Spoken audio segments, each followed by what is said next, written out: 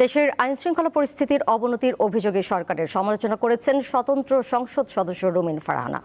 আজ সংসদে বিভিন্ন মন্ত্রণালয়ের বরাদ্দ ও ছাঁটাই প্রস্তাব নিয়ে আলোচনা এবং বরাদ্দ মঞ্জুরের প্রস্তাব গৃহীত হয়। স্বরাষ্ট্র মন্ত্রণালয়ের উন্নয়ন পরিচালন ব্যয় বাবদ দাবি নাম্বার 20 উত্থাপন করেন স্বরাষ্ট্রমন্ত্রী সালাউদ্দিন আহমদ। 31,098,85,15,000 টাকা প্রস্তাব করেন তিনি। এই সময় রুমিন ফারহানা বক্তব্য রাখেন। পরে কথা বলেন স্বরাষ্ট্রমন্ত্রী। আমাদের উঠে দাঁড়াতে হবে, স্পিড সকল অন্যায়ের বিরুদ্ধে রুখে দাঁড়ানোর এনার্জি পার্টনার।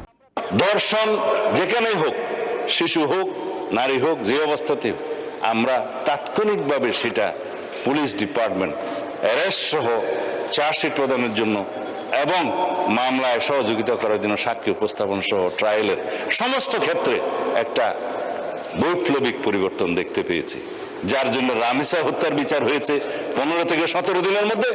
আমরা তনু হত্যার আসামিকে দীর্ঘ 15-17 বছরে যে রেকর্ড নাই, সেই রেকর্ড ভঙ্গ করে আমরা তনু হত্যার আসামি ডিএনএ রিপোর্টের উপর ভিত্তিতে আমরা অ্যারেস্ট করতে সক্ষম হয়েছে।